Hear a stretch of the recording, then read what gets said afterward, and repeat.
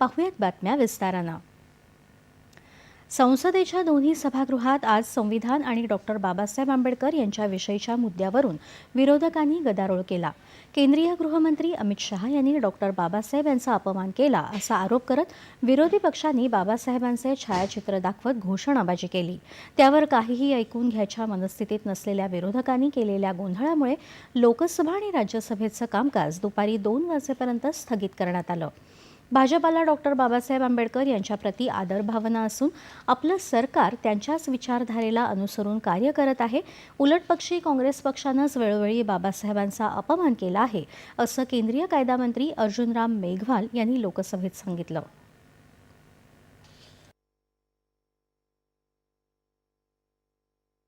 Congress party ने हमेशा बाबा साहब का अपमान किया है। जब बाबा साहब जिंदा थे तो उनका तिरस्कार किया है। इन्होंने तो कांग्रेस पार्टी ने तो अपने ऑफिस में बाबा साहब का फोटो लगाने के लिए भी मना कर दिया था। बाबा साहब के और दो बार चुनाव हराया लोकसभा का। ये तो बाबा साहब का अपमान करने वाले लोग हैं और हम बाबा साहब का सम्मान करने वाले लोग हैं।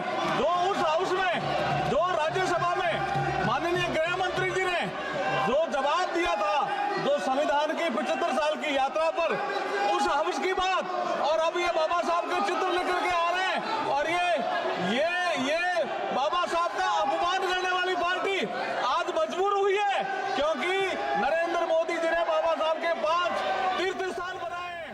बाबा साहब का नाम स्वर्ण अक्षरों में लिखा जाने लगा है, लोग बाबा साहब का नाम लेने लगे हैं। तो मजबूरी में ये बाबा साहब का नाम ले रहे हैं। इनका कोई सम्मान नहीं है, बाबा साहब के प्रति कोई सम्मान नहीं है। बाबा साहब को दो बार चुनाव हराने वाली पार्टी आज ये ढोंग कर रही है और ये बाबा साहब का नाम मजबूरी में ले रही है। ये संसद में आने नहीं दिया, फोटो लेकर आ रहे हैं। और ये बाबा साहब को संसद में आने नहीं दिया और अब ये ढोंग कर रही है।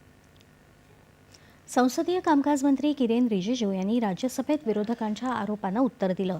काँग्रेसचं सरकार डॉक्टर बाबासाहेब आंबेडकरांना भारतरत्न पुरस्कार द्यायला जाणून-बुजून विलंब करत होतं।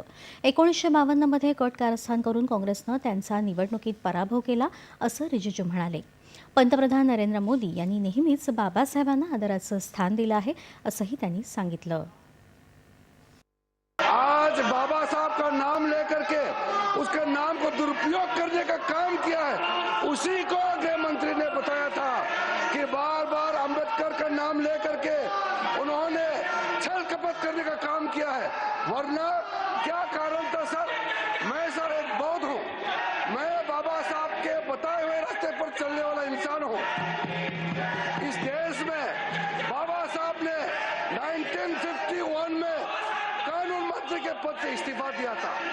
71 साल बाद प्रधानमंत्री मोदी जी ने एक दूसरा बौद्ध को कानून मंत्री बनाया है। आप लोगों को याद नहीं आया? मोदी सत्य बाबा साहब भीमराव अंबेडकर के बताए हुए रास्ते पे हम लोग चलते हैं, आप लोग नहीं चलते हैं।